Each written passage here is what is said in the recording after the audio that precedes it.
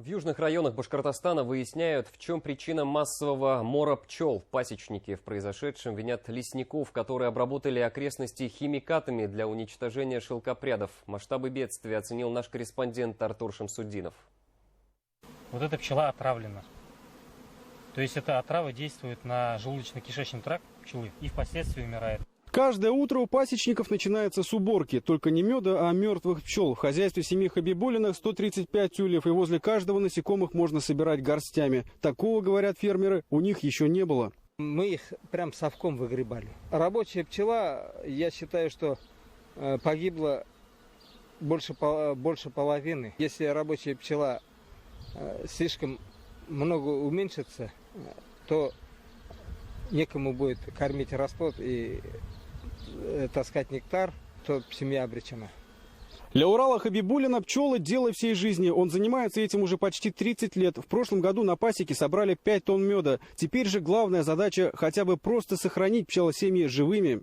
Как говорят пасечники, сейчас пчелы на пике своего развития. После зимовки они, что называется, набрали хорошую форму и как раз были готовы к сбору меда. Однако, учитывая нынешнюю ситуацию, делать хоть какие-то прогнозы на урожай не приходится.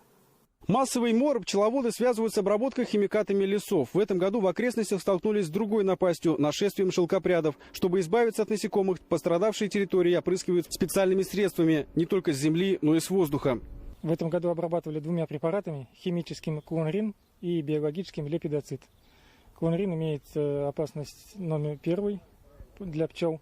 Лепидоцит, он биологический препарат, для пчел не токсичен, не опасен. Пчеловодов предупреждали, именно по этому округу пчеловодов предупреждали письменно, под роспись. Пчеловоды в один голос жалуются, что по поводу обработки территорий их, может, и предупреждали, а вот конкретные сроки не обозначили. А в некоторых случаях авиаотряды нарушали график, а потому в хозяйствах просто не успели вовремя подготовиться и принять защитные меры. График работы не выдали. То есть пчеловоду, чтобы уехать с места, он должен знать, когда приедут обрабатывать его лес.